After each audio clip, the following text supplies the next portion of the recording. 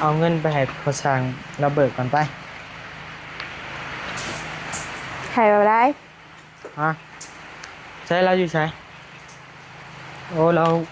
ดึงเล็กอยู่พี่ได้ยังติดเรียกดิเอาให้เราเลยไปเพราะใช้เห็ดใหม่ด้วยเลย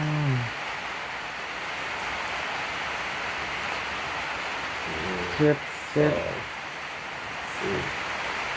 หกเจ็ดแปดเก้าสิบ1 ล้าน หาเอามาขับใจนะยังเหลือ5 ล้านเด้อค่าช่างบานี้ยัง5 ล้านบ่ 5 ล้านลืมเอาไผออกอีกเลยไม่ได้ออกมันหมดบ่พ่อให้ออกได้แหละน้องน้อยเบอร์ที่1เข้าท่าปะต้าเผื่อเราได้อาหารมาถ้ากันหนึ่งข้าวทาเล่าข้าวมันอีกเรื่องนึงสิมาแจ้ง FC อีกเนาะพี่น้องเนาะกับเป็นเรื่องทางพ่อช่างเพิ่นสิได้กลับบ้านมื้อนี้เนาะพี่น้องเนาะกับเมื่อพักเมื่อเช้าเป็นมื้อวันพฤหัสเนาะมื้อนี้เนาะมื้ออื่นก็เป็นมื้อวันศุกร์พี่น้องเอ้ยประมาณวันเสาร์ตะแลงเพิ่นสิมาเพิ่นว่าเนาะพี่น้องเนาะเมื่อพัก2 มื้อมาแจ้งอีกบาทนึงพี่น้องเอ้ยก็ทางพ่อช่างเพิ่นสิได้เมื่อแล้วเลยก็เพิ่นสิขอเงินเติมน้ำมันก่อน1,500,000 ล้านห้าพี่น้องเนาะเพิ่นสิขอเบิกก่อนก็บ่มีปัญหาเนาะพี่น้องเนาะเพราะว่าเวียกเพิ่นก็เดินอยู่ก็บ่มีปัญหาพี่น้องเนาะก็สิให้เพิ่นเบิกครับพี่น้องเนาะเราฝนตกขี่รถไปหาดาวรถใหญ่ก่อนพี่น้องบาดเฮาขี่น้ำเหมือนเด้อก็ได้มีเงินดาวมันหาหน่อยเอ้ยมีเงินเข้าก่อน300,000 บาทไอ้ไปเลยหน่อยเอ้ยไปก็มันฮ้อนยามฝนเลยได้พี่น้องเอ้ยเนาะแม่นเลยหรือว่ายามันบ่อีก3 เดือนก็ได้แหละอีก3 เดือนก็บ่ยามฝนบ่อีก3 เดือนอดเอาอีก3 เดือนก็วิทย์ยามฝนแหละลายบ่ไปจักหน่อยน้ำบ่ลา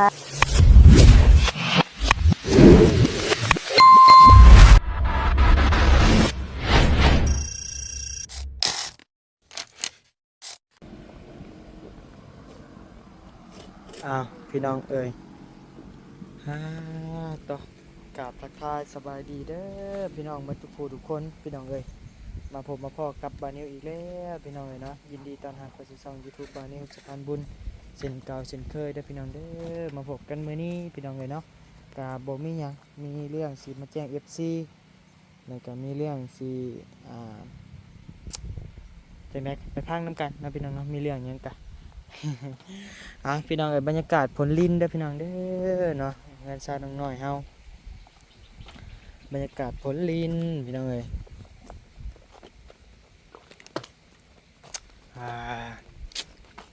สวัสดีเด้อเฮ้ยนั่งโศกเศร้าเงาใจยังเดี๋ยวนี้ฮะกินฮอดผู้บ่าวน้อยบ่เด้ได้แม่นบ่กินฮอดผู้บ่าวน้อยมีอยู่บ่บักน้อยๆนะบักน้อยนะบักน้อยบ่มีบักน้อยนะบ่มีแต่บักใหญ่ๆบ่มีบักใหญ่มีแต่บักใหญ่ๆยาวๆเห็นบ่เดี๋ยวเข้าไปนั่งในไป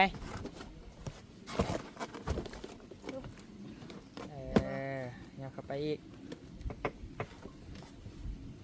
พี่น้องเอ้ยได้โซลาเซลล์ใหม่แล้วว่ากอดฮุบกอดหีอยู่เนาะเอาขึ้นมาเนี่ยก็ค่อยขึ้นพี่น้องเอ้ยก็มีเรื่องสีมาแจ้ง FC นะพี่น้องเนาะ FC ทางYouTube เฮานะพี่น้องเนาะแล้วก็แจ้ง FC มาทุกคนนั่นแหละเรื่องช่อง YouTube บานิวนะพี่น้องเนาะช่อง YouTube บานิวนี่นะมี2 ช่องเลยเด้อพี่น้องเอ้ยเนาะมีช่องบานิวชาแนลช่องซ้ำห้องพี่น้องเอ้ยเนาะช่องบานิวสะพานบุญตัวที่บานิวถ่ายอยู่นี่เป็นช่องรักเด้อพี่น้องเด้อนะจังได้ก็ฝากพ่อแม่พี่น้องไปติดตามช่อง YouTube บานิวสะพานบุญในเด้อพี่น้องเด้อเนาะอาจจะกลับคืนขึ้นมาได้พี่น้องเอ้ยตอนแรกก็เป็นช่องแรกๆที่บานิวเห็น YouTube นี่แหละช่องบานิวชาแนลนะพี่น้องเนาะเพราะว่าเริ่มแรกมาจากเตียงพาเห็ดพี่น้องเนาะ มันได้ถึงปิดการมองเห็นนะพี่น้องเนาะก็เลยว่าบ่ได้ใช้หลายปีนะพี่น้องเนาะก็เลยว่าหลายเดือนก็เลยมาบัดนี้มันใช้ได้เลยกับพอดีเลยบัดนี้มี2ช่องบัดนี้พี่น้องเอ้ยพาพ่อแม่พี่น้องเข้าไปติดตามไปเด้อพี่น้องเอ้ยเนาะเข้าไปติดตามเพื่อเป็นกำลังแห่งใจให้บัดนี้อีกแห่งใจหนึงนะพี่น้องเนาะผู้ติดตามนะพี่น้องเนาะจะได้กราบผากในเด้อพี่น้องเอ้ยพอได้ค่าน้ำมันมาเวียกมางานเฮาเนาะพี่น้องเนาะช่วยเหลือประชาชนผู้เพิ่นที่ทุกข์ยากกว่าเฮาพี่น้องเนาะพี่น้องเอ้ยก็มีอีกเรื่องนึงสิมาแจ้ง FC อีกเนาะพี่น้องเนาะก็เป็นเรื่องทางพ่อสร้างเพิ่นสิได้กลับบ้านมื้อนี้เนาะพี่น้องเนาะกลับเมื่อพักเมื่อเช้าเป็นมื้อวันพฤหัสเนาะมื้อนี้เนาะมื้ออื่นก็เป็นมื้อวันศุกร์พี่น้องเอ้ย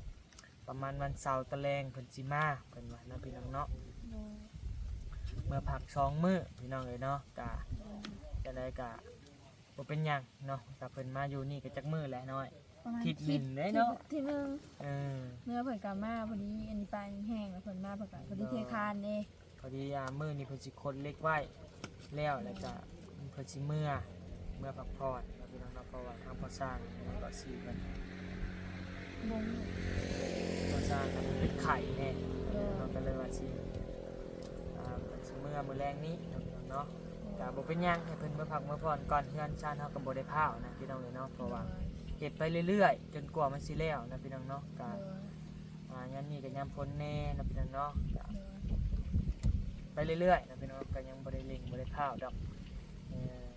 แต่ว่าตอนนี้ก็เห็นเป็นหุ่มห้อยแล้วพี่น้องเอ้ยเนาะก็มีอีกเรื่องนึงพี่น้องเอ้ยเนาะสิมาแจ้งอีกบาทนึงพี่น้องเอ้ยก็ทางภาษาเพิ่นสิได้เมื่อแล้วก็เพิ่นสิขอเงินเติมน้ำมันก่อน1 ล้าน 5 แสนล้าน5พี่น้องเอ้ยเนาะเพิ่นสิขอเบิกก่อนก็บ่มีปัญหาเนาะพี่น้องเนาะเพราะว่าเวียกเพิ่นก็เดินอยู่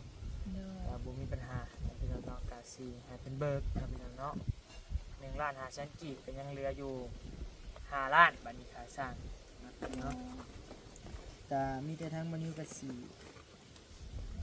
ห้เบิกก่อนเอาเงินตัวนี้ก่อนเพราะว่าเงินน้อยๆนี่ก็แบ่งไปซื้อเครื่องหลายอย่างเนี่ยพี่น้องเอ้ยเนาะก็หมดไปหนักดอกนี่หอยเป็นล้านเงินน้อยๆก็เหลือแต่ล้าน3นี่10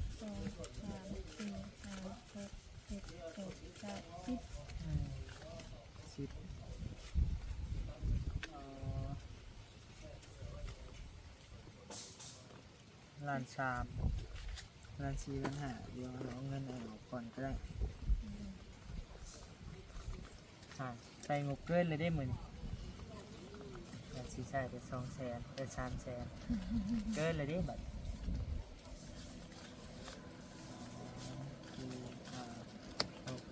แต่กับโบเป็นยังพี่น้องเลยเนาะเดี๋ยวถ้าบอลลี่มาเพิ่นกะสีเอาให้คืนพี่น้องเลยเนาะเงินที่บอลลี่ซื้อไปนะบอลลี่สีมอบเงินให้บอลลี่คืนค่าสร้างพี่น้องเนาะเพราะว่าบอลลี่เอาเงินจำนวนค่าสร้างนี่ไปซื้ออุปกรณ์มาก่อนนะในระหว่างการที่บอลลี่ยังบ่ทันมาเนาะกะถ้าบอลลี่มากกะเดี๋ยวเบาบอลลี่เป็นสิทยอยขึ้นมากพี่น้องเนาะกะจังหวะแต่ว่าอยู่กับบอลลี่ว่าซื้อทรายแห่เนาะกระปูนนี่โอ้ไปอะไรจังไรกันเนาะพี่น้องเนาะกะบอกไปใช้ดอกอยู่ในนี่แหละพี่น้องเลยเนาะจังไรกะ เพราะว่านัมบานิวมี6 ล้าน5พี่น้องเลยเนาะเงินค่าสร้างมี6 ล้าน5กะนี่แหละสร้างเบิกไป1 ล้าน5พี่น้องยังเหลือ5 ล้านนะพี่น้องเนาะกะมีแต่ไปอันนั้นมอบมาเพิ่นเนาะวันแรกกับป้าตาเลยมาเลย มาแล้ว เลยเป็นข่าวถามแล้วเนาะเดี๋ยวเรามาอะไรในตอน นึ่งข้าวโอ้เพื่อนแล้วมามียังเกาะ เดี๋ยวเรามาเรามี2 ตอนอยู่ บ่บางเทื่อมันมีแนวกินเนาะไปซะเอาใจเป็นก้อนจัน นึ่งข้าวทา ก็แน่บัดแล้วบ่มาได้จ้ะโอ้ยเกลือ ให้เจอกันที่นี่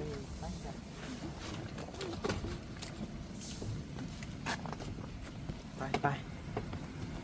อ้าวน้อยไม่บ่ได้เปิด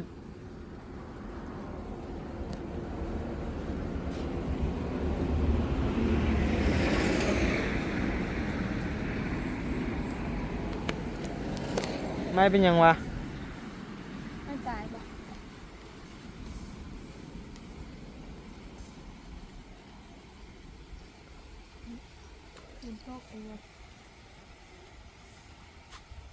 เอาไม้มันมอดเองบอกว่ะ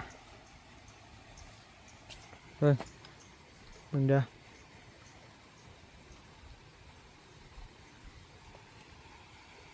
นี่ได้เลยไปได้ยินอยู่ดอกยังเลย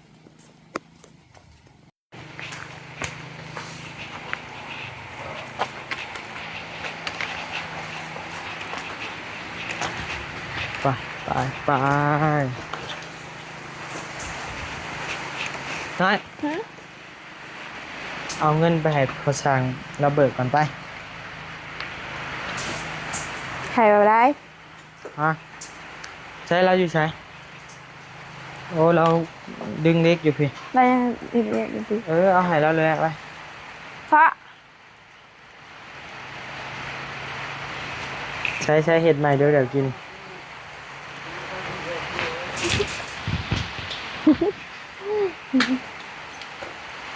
เดี๋ยวล้านหาเด้อ อันนี้ล้านห้าเนาะ โดยเจ้าแกะนับเบิ่งมึงดูฮะ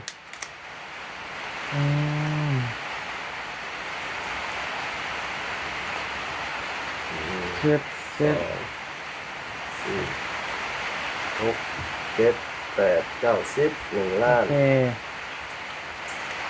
นี่หาครบเนาะใช้อันเจ้าแววแล้วขอถ่ายรูปเนี่ยอันเจ้าจับกับน้องน้อยนะน้อยจับให้แล้วเนี่ยอย่าระบุเป็นเด้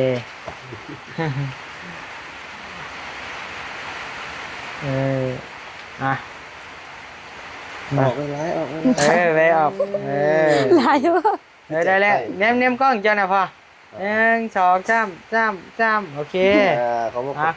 ใจหลายยังเหลือ5 ล้านเด้อค่าช่างบัดนี้ ยัง5 ล้านหาบ่ 5 ล้านลืม เอาไผออกอีกเลย ไม่ได้ออกมันหมด บ่พ่อให้ออกได้แล้วน้องน้อยเบลที่1เข้าท่าปะต้าเผื่อเราได้อาหารมา เพื่อเราได้อาหารมา ถ้ากันหนึ่งข้าวทาเล่าข้าวอาหารดิ พายฉันนี้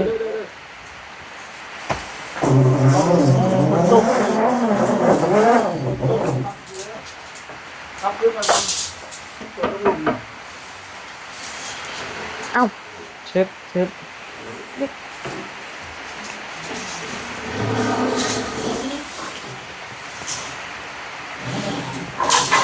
เอา2 เซนก่อนเอา2 เซนก่อน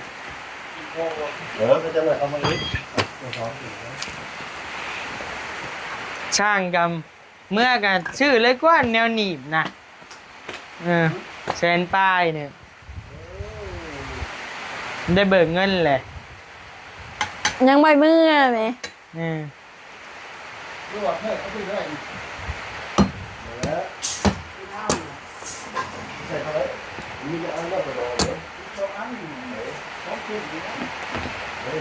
น้องน้อยเป็นชิ้นหนึ่งเข้าถ่าปอต้าพี่น้องเลยเนาะพอได้ตูดเพิ่นว่าพออ้ายบ่ให้นะเบิ่งหลักแล้วบ่ให้หมู่ให้นะ ใส่ตืดเด้ บอก ว่าหนึ่งถาเผื่อเด้เขาเนาะเผื่อเผื่อได้เขากินมากเลยกินเลยเด้คันบ่มีกันใบเกลือเอาได้จ้ะเบิดเท่านั้นแหละไปเอาเล็กปอกโอ้นี่คือพันแห้งๆกว่าบล็อกแตกใส่คอนไหมสิได้เล็กอะไรบล็อกโอ้เพื่อพดฝุ่นเขาเนี่ยพดฝุ่นเพื่อขอไปใช้ลงขึ้นทุกอย่างโอ้ปูนได้พันเล็ก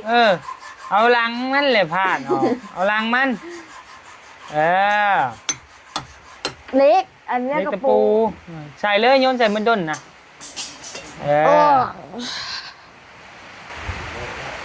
บ้าโอ้บักลังง่องนี่ไหม บักตัวหลักอะไรนั่น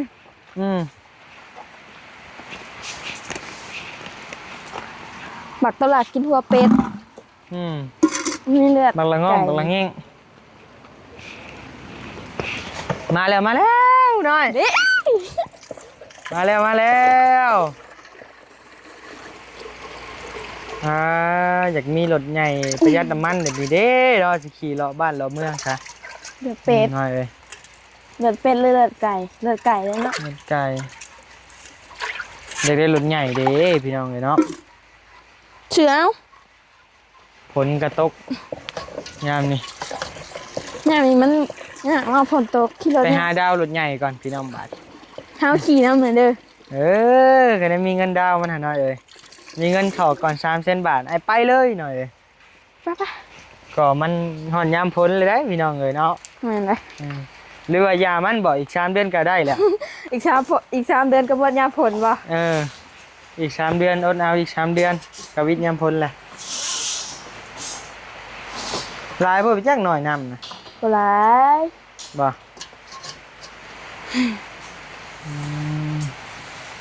เมื่อมือแรงง่ายแล้วแข่งฝนเมื่อ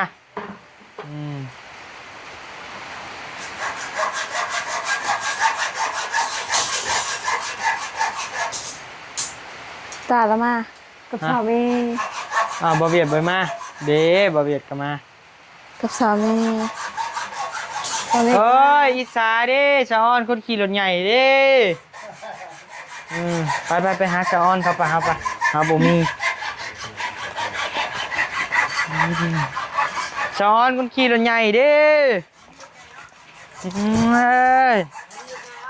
ชาออนเด้โอ้ยฮะโอ้บ่ได้อยู่นี่กันได้บ่อยู่นี่กันชาออนคนได้ขี่รถใหญ่เด้น้อยไปชาออนเอ้ยอันนี้ไหม อันนี้โอ้สามีคนขี่รถใหญ่เด้ล่ะ ชาออนเด้ อะไรอย่าง ชาออนเด้ อะไรอย่าง ชาออนเด้ ไม่เอา ตั้งชื่อกันนะสองไอ้น้องเอาไหม แกมันคือกันนะ เอาเอ็กเนี่ย2 สาว1 2 32 สาวพี่น้องเอ้ยน้องน้อยว่าสิหนึ่งข่าวถามพระเจ้าว่ามีหยังน้อยถามไม่น้อย มียังเด้เนาะ ให้ตูดนะ เอาหนึ่งข่าวถ่ายแล้วตื่นดิ จะเจียวให้ได้สาวเนาะ ไปเจียวกับยา มา สัตว์ แต่ เดียว อันน่ะส่งสการพอน้องเบลแล้วก็ เดี๋ยว เลยมาหั่นน่ะ ส่งแล้วเลยบ่จังมา โอ้อันนั้นไปกินทานไว้ว่าทันได้ส่งเพิ่นอาจสิไปส่งบ่ายนั่นแหละ โดย เพราะว่าขึ้นมาเวียกที่ก่อนก็เลยบ่ได้อยู่ส่งน้ำเพิ่น โดยคือว่าแหละอันนี้กาแฟอันนั้นกาแฟพี่น้องเลยเนาะมันก็ ไปยื้อข่อยไปลงข่อย บ่ลงบ่ ฝากเงินกินทาน ฝากชื่อบ่ ยอม มือน่ะเจ็บบ่มือน่ะ โอ้ แต่น้ำ ฮอด หอม เฮือนเด้จ้ะ นั้น เช้าฮอดเฮือนเฮาก็สีน้ำหอมใส่จนว่าจะตายจนน้ำหอมได้ ไปตายกันยัง เอ เปิ อ ดตาฉันยังตานั้นคิ้วหอม บ่นอนก็4ชาเอ็กไปเด้ใช่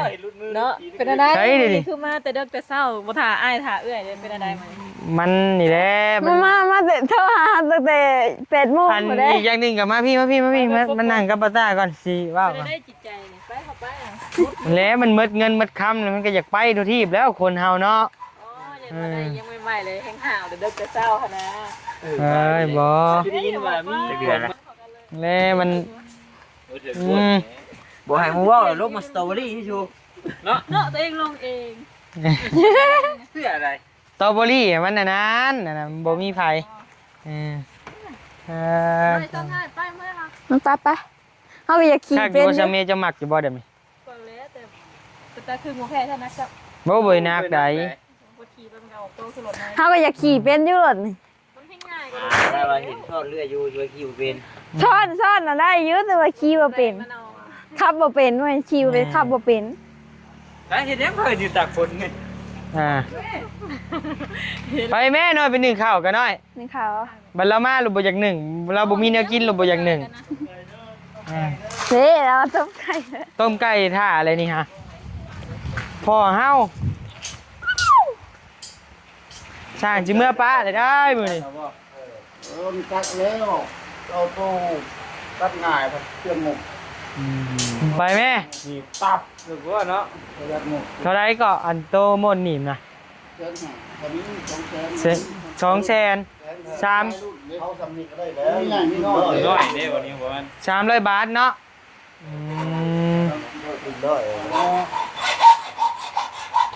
หมดครีมตัดนะพี่น้องเพิ่นจะได้อยู่แต่ว่ามัน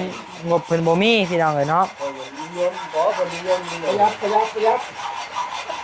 เนี่ยเพิ่นยังออกอันแห้งข้ามมันนะ เมื่อเขาได้เช็ดน้ำกลายแบบเก่งแห้ง ตอนนั้นมีตัวนี้มาสบายนี่กลับรถพี่น้องแล้วไวพร้อม ยุ่งมาหน่อยเราไม่อยากได้ ประหยัด ใช่อันนั้นดิ คือแบบคนสมัยอันสงครามโลกได้เพิ่นน่ะคือแบบสไตล์นั่นเพิ่นได้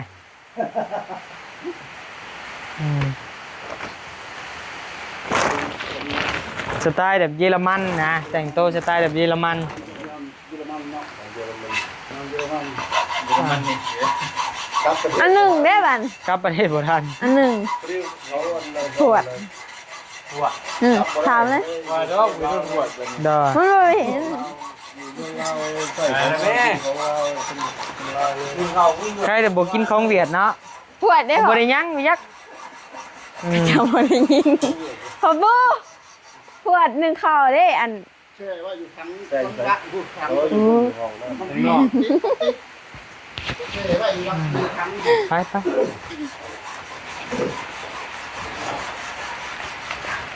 โอ้ ไปแหลมไปเอา อยู่นี่บ่ จักทางได้แล้ว โอ้นี่มา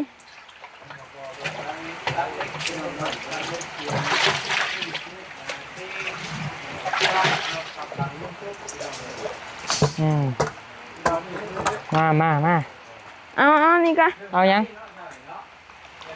หึ อู้นตรง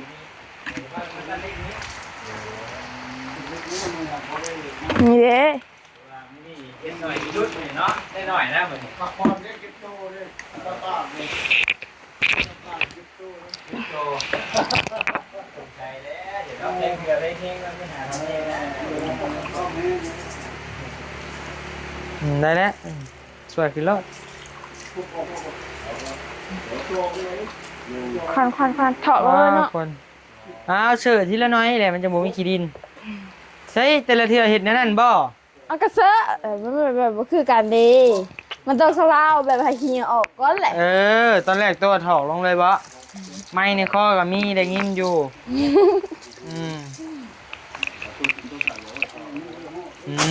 แน่นี่แสบผู้สาวเพิ่นเฮ็ดกันน่ะอ้ายหมดอันนี้อยากตายแล้วมากัดกันนี่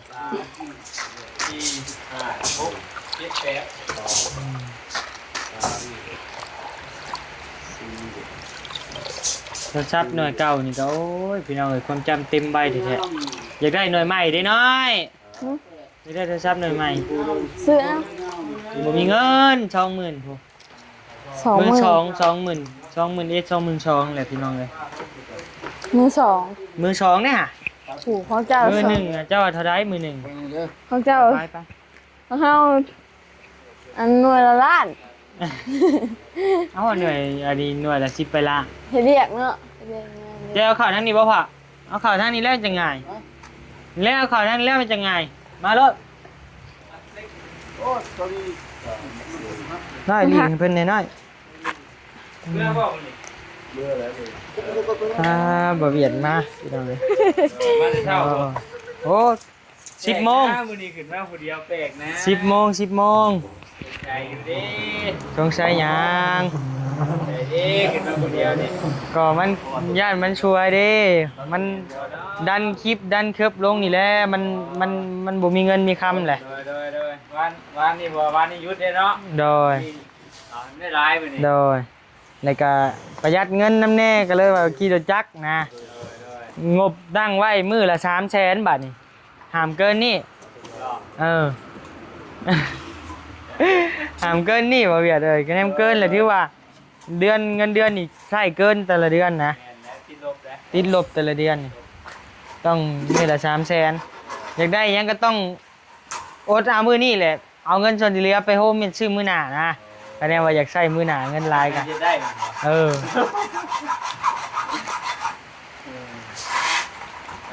นั่นแหละ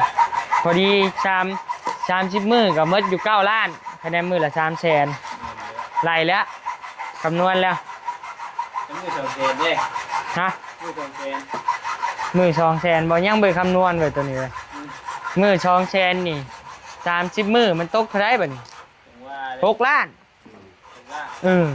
เดือนละ2ล้าน ถึงว่า มื้อละ200,000 นี่บ่เฮ็ดกระยาน บ่เฮ็ดกะยา โดนไปใช้ซะ คือเจ้าอะได้เดือนละ200เนาะ